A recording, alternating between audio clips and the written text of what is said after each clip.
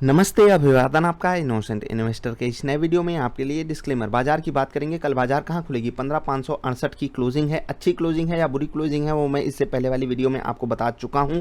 बहुत ध्यान से चीज़ों को समझिएगा। ये हमारे लिए रेड कैंडल तो है, लेकिन ये क्लोजिंग बुरी नहीं थी। लेकिन एक चीज़ मैं आपको कल भी बोल रहा था, आज बोल रहा हूँ कि ये जो खतरे वाली सिचुएशन है ऊपर के लेवल पर वो बढ़ गई है। और याद रखिएगा, ऐसे मौक़ों पर अगर आप ओवर कॉन्फिडेंट हुए तो आपको बहुत तकलीफ हो जाती है, बाजार आपको तकलीफ दे जाती है। ठीक है, तो आपको इस पे फोकस रखना है कि आप यहाँ पर ओवर कॉन्फिडेंस में ना जाओ। बाजार बिल्कुल फ्लैट ट्रेड कर रही है दुनिया भर की, तो हमें कोई अच्छे और बुरे संकेत मिल नहीं रहे हैं। लगभग ऊपर आने के बाद अगर सब कुछ फ्लैट हो रहा है तो हमें उसको नेगेटिव मान लेना चाहिए, क्योंकि अब बाजार में एक प्रॉफिट बुकिंग ड्यू है जो कि बड़े आसानी से आ सकती है और वो प्रॉफिट बुकिंग बड़े लेवल पे भी जा सकती है। अगर आप एफआईआईज का डेटा देखोगे, 500 करोड़ की बिकवाली, सब लोग कह रहे थे कि एफआईआईज यहाँ पर शॉर्ट कवरिंग करेंगे, लेकिन एक्चुअली हो कुछ और रहा है। एफआईआईज ऊपर के लेवल पर शॉर्ट्स क्रिएट कर रहे हैं, ऐसा मैंने डिकोड किया है। और अगर उनकी शॉर्ट्स बढ़ी तो बाजार को तकलीफ होने वाली है। मतलब ऊपर के लेवल पे डायरेक्टली कोई सिग्नल नहीं है, लेकिन इनडायरेक्ट सिग्नल्स मिल रहे हैं कि ऊपर के लेवल पे एक प्रॉफिट बुकिंग बहुत तगड़े से आ सकती है,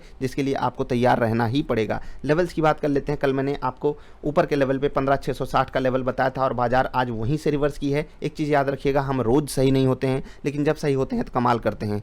और मैं आपको ये बता दूं, पिछले 10 दिनों की परफॉर्मेंस जाकर चेक कीजिए। जब से मैंने लेवल्स बताने चालू किए हैं, आप उसमें देख सकते हो कि एक्यूरेसी हमारी लगभग कितनी है। खैर, अब बात कर लेते हैं पहले स्टॉक्स की, उसके बाद आपको लेवल्स बताएंगे और कल बाजार कहाँ खुलेगी वो भी समझाएंगे। बहुत ध्यान से चीज़ों को देखिएगा। आईटीसी का रिजल्ट मैंने डिस्कस किया है 1 मिनट की वीडियो में। आपसे माफ़ी मैं चाहता हूं, क्योंकि वहां पर मैंने क्यू ऑन क्यू को ईयर ऑन ईयर बता दिया। बाकी रिजल्ट आपके लिए मैंने 1 मिनट में डिस्कस किया है, जाकर देखिएगा। डिविडेंड भी आपको मैंने बताया है। कंपनी का प्रॉफिट आया है 3,748 करोड़ का। ये किसके अगेंस्ट में? 3,797 करोड़ के अगेंस्ट में, जो कि अगर आप नॉर्मल बेसिस पे देखोगे तो सब कुछ नॉर्मल है। ठीक है, यहाँ पर सब कुछ फ्लैट है। रेवेन्यू बढ़ा हुआ है 10,800 करोड़ से सीधे 13,200 करोड़। लेकिन आपको मैं बता दूं, रेवेन्यू बढ़ा तो है लेकिन खर्चा भी बढ़ गया। जब आप रिजल्ट देखोगे तब आपको ये बात समझ में आएगी। हीरो मोटोकॉर्प, इन्होंने नंबर्स पेश किया है। मुझे थोड़ी सी ज़्यादा एक्सपेक्टेशन थी, लेकिन हो नहीं पाया ऐसा। 1,83,000 मोटरसाइकिल्स इन्होंने बेची हैं 1,12,000 के मुकाबले। लेकिन याद रखिएगा, मई से, पिछले साल के मई से इसको हम यहाँ पर कंपेयर नहीं कर सकते हैं, क्योंकि वहाँ पर लॉकडाउन का इशू ज़्यादा था। ठीक, याद रखिएगा इस चीज़ को। आइसर मोटर्स, यहाँ पर 27,294 गाड़ियाँ बिकी हैं 19,113 के मुकाबले। यहाँ पर भी थोड़ा सा निराशाजनक नंबर है। याद रखिएगा, ये नंबर्स मुझे निराशाजनक लग रहे हैं, हो सकता है स्ट्रीट को भी निराशाजनक लग रहे हों, लेकिन अगर आप ओवरऑल पैक जाकर देखोगे ऑटोमोबाइल का, तो वहाँ पर नंबर्स कुछ खास आ नहीं रहे हैं। मतलब यहाँ पर बहुत ज़्यादा हमको मतलब एंथुजियाज्म नहीं दिखाई दे रहा है। अब बात करेंगे एनजीएल फाइन केमिकल की। इन्होंने 14 करोड़ का प्रॉफिट दिया है। ये बहुत बेहतरीन है, क्योंकि पिछले साल के इस क्वार्टर में कंपनी ने 20 लाख का नुकसान किया था। रेवेन्यू बढ़ा है 35 से सीधे 70 करोड़, तो रेवेन्यू हो गया दुगना, प्रॉफिट हो गया 14-15 गुना। ठीक, गुजरात गैस की बात करेंगे। कंपनी ने यहाँ पर बहुत ही बेहतरीन प्रॉफिट 350 करोड़ का हमारे सामने रखा है। 250 करोड़ के मुकाबले रेवेन्यू देख सकते हैं आप 2700 करोड़ से सीधे 3,500 करोड़। कमाल का रिजल्ट है गुजरात गैस का, दिल खुश करने वाला। बाकी कल रिजल्ट किसका आएगा? Motherson Sumi, MTR Technologies, Muthoot Finance का, कल पीवीआर का भी रिजल्ट है, याद रखिएगा इसको। बर्नपुर सीमेंट का रिजल्ट है कल। गरोडिया केमिकल्स का रिजल्ट है। उसके अलावा लाइका लैब्स, एनआरबी बियरिंग्स, इस पे आप फोकस रखिएगा। जरा इस स्टॉक के बारे में चेक कीजिए, क्या कंपनी काम क्या करती है और कितनी बेहतरीन कंपनी है।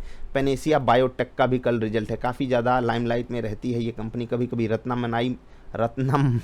रत्नमानी मेटल्स एंड ट्यूब्स का भी कल रिजल्ट है। ऑक्टोवेयर टेक्नोलॉजीज, कल कम कंपनियों के रिजल्ट हैं, लेकिन 2 जून की रोटी का जुगाड़ हो सकता है यहाँ से, तो थोड़ा सा ध्यान दीजिएगा आप। हमारे पोर्टफोलियो का धुरंधर मदरसन सुमी भी कल रिजल्ट पेश कर रहा है। इसके भी रिजल्ट पे फोकस रखिएगा, स्टॉक पे खासकर।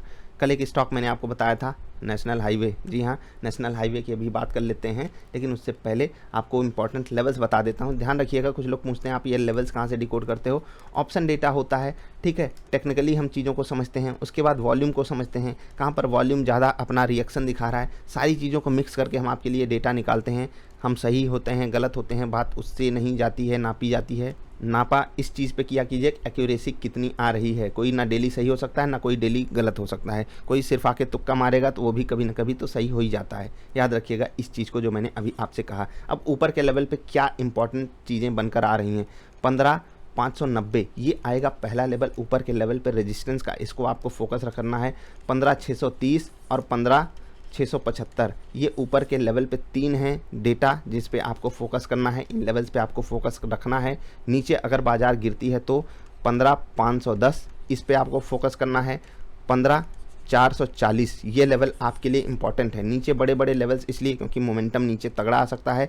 15375 ये नीचे का लेवल थोड़ा सा बड़ा है, लेकिन आपको सावधान नीचे के लेवल पे ही ज़्यादा रहना है। मैंने आपको लेवल समझा दी। अब बाजार कल कहाँ खुल सकती है? बाजार कल अभी जो सिचुएशन बन रही है कि बाजार 15 से 20 पॉइंट नीचे खुल सकती है, लेकिन ये चीज़ें सुबह चेंज भी हो सकती हैं। बाजार थोड़ा ज़्यादा भी नीचे खुल सकती है, फ्लैट भी खुल सकती है, पॉजिटिव भी खुल सकती है, वो आप खुद से डिकोड कर लीजिएगा सुबह। लेकिन करंट सिचुएशन में बाजार 15-20 पॉइंट नीचे खुलने के आसार बना रही है, जो कि बिल्कुल फ्लैट ओपनिंग हम कह सकते हैं। अभी डेटा किस तरीके से बन के आ रहा है, FIIs को अगर आप देखोगे तो कल ये पॉजिटिव थे, आज ये नेगेटिव हुए हैं। जी हाँ, ये नेगेटिव हुए हैं। DIIs कल जो भी था, लेकिन आज इनका डेटा हम हल्का सा माइल्ड पॉजिटिव ही कहेंगे। कल की पॉजिटिविटी आप इग्नोर भी चाहो तो कर सकते हो। टेक्निकली हम अभी पॉजिटिव साइड हैं, सेंटिमेंटल बेसिस पे भी हम काफ़ी पॉजिटिव हैं। ऑप्शन डेटा रिस्की है और काफ़ी ज़्यादा रिस्की है। पुट कॉल रेशियो देखने में रिस्की नहीं लग रहा है, लेकिन अलर्ट सिग्नल दे जरूर रहा है। ठीक, इंडिया विक्स कुछ खास वहाँ पर मोमेंटम है नहीं, तो आप उसको भी नॉर्मल साइड पे रख सकते हो। ग्लोबल मार्केट से हमें सहारे की ज़रूरत है नहीं, बस वो फ्लैट रहें, हम ऊपर जाने के लिए तैयार हैं। लेकिन अब याद रखिएगा, अगर हम यहाँ से और ऊपर जाते हैं तो RBI के बबल में वो गुब्बारा और बड़ा होता जाएगा। मैं चाहता हूँ बाजार फ्लैट रहे, स्टॉक स्पेसिफिक मोमेंटम होता रहे, तो वहाँ से लोगों की तकलीफ़ कम बढ़ती है। क्योंकि अगर बाजार ऐसे ही बढ़ती रही तो फालतू के ऊल जलूल स्टॉक्स भाग जाते हैं, जो कि काफ़ी तकलीफ़ दे देते हैं रिटेल इन्वेस्टर्स को। तो सावधानी हटेगी, दुर्घटना घटेगी। लेवल्स पे ध्यान रखिएगा। हम मिलेंगे आपसे फिर से। वीडियो पसंद आई तो लाइक करके जाइएगा। और इससे पहले मैंने एग्ज़ाम कैंसिलेशन पे वीडियो डाली है, मन हो तो वो देख लीजिएगा। ITC के रिजल्ट पे वीडियो डाली है, वो देख लीजिएगा। इंट्राडे वाली वीडियो अपलोडेड है। स्टॉप लॉसेस की बात तो की ही नहीं। जी हाँ, स्टॉप लॉस आपके नॉर्मली रहेंगे 0.6% के आसपास। आज का दिन हमारे लिए इंट्राडे में बहुत ज़्यादा बेहतरीन गया है, तो ये वीडियो आपसे रिक्वेस्ट है ज़रूर जाकर देखिएगा आज की इंट्राडे वाली। और रात 12 बजे तक आपके ट्रेड्स हमारे पास आ जाने चाहिए, जिनके पास डबल आई ट्रेडर सेटअप है। याद रखिएगा इस चीज़ को। हम मिलेंगे फिर से, अभी के लिए इतना ही। नमस्कार।